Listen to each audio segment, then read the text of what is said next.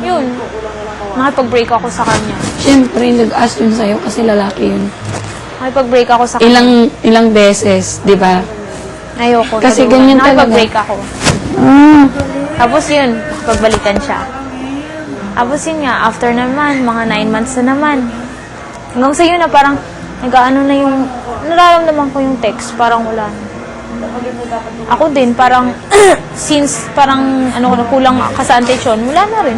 Ang ginawa ko, Nakahingi, buti na lang na hindi mo binigay kasi yun lang pala yung kailangan. alam mo ang ginawa ko, ano na lang, parang, alam mo, nakatulong nga yung ni Philip Morris eh.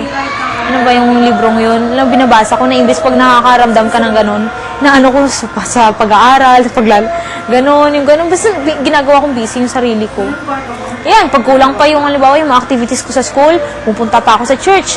Pag dun pa sa isa pang choir, yung ganon, mga choral sa Sebastian, mas lalo pa akong doon, na hone doon. Ay, yun, parang doon na, yung attention ko. Hanggang sa yun nga, okay, di ko ayaw mag-text tiwag, pero nasasaktan ako ba kasi mas lalong na-deepen yung emotion ko sa kanya, feelings ko, kasi sobrang emotional ako, na-apply ko sa pagkanta. O, di ba? Kaya sobrang nasasaktan ako. Sobrang lumalim ng lumalim. Yun, na-apply ko sa pagkanta eh. Alam mo yung pag kumakanta ako ng ikaw, lahat, pag kumakanta ako sa mga wedding, siya yung naiisip ko. Sino siya? Andiyan na si Lisel.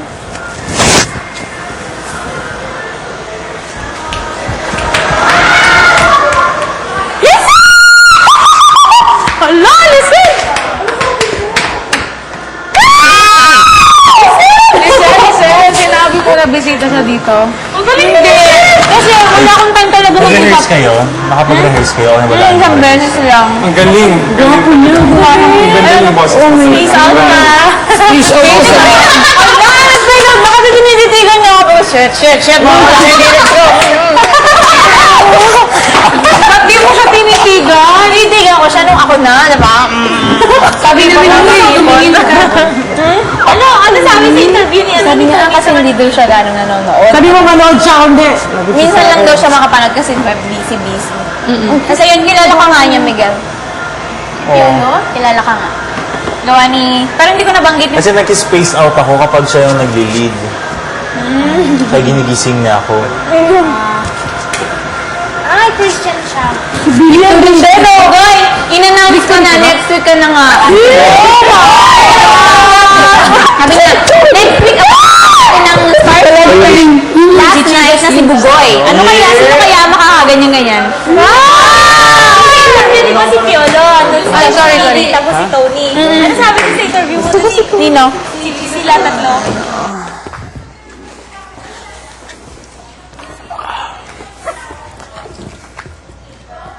Pumapangit ka na ngayon.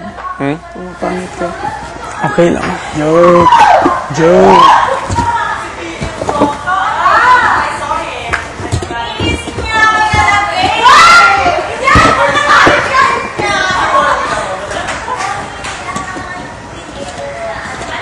Nahihiya ako. Nagsama din ako. Wala.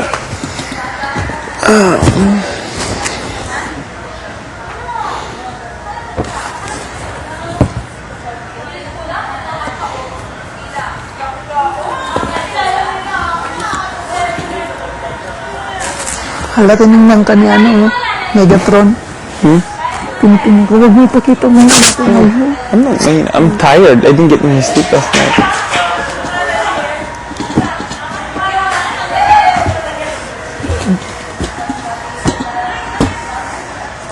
Kasi itong time para pakita mo sa buong tao na magaling ka. Gagawin ko yun. Just, itong morning day ko. Nagets mo? Morning day, wala na to. I mean, today, mawawala to. I just need to sleep a little bit. Natatakot tuloy ako sa nasa-feel mo. Bye. Basta, kapag negative, hindi. Ewan. Kapag? Kapag nasa inyo mga positive. Hindi, negative. Positive ako. Hindi, nasa positive nga. Pero ang nakikita ng iba, matamlay ka. Yan ang nakikita ko sa'yo. Matamlay. Let me just take a nap.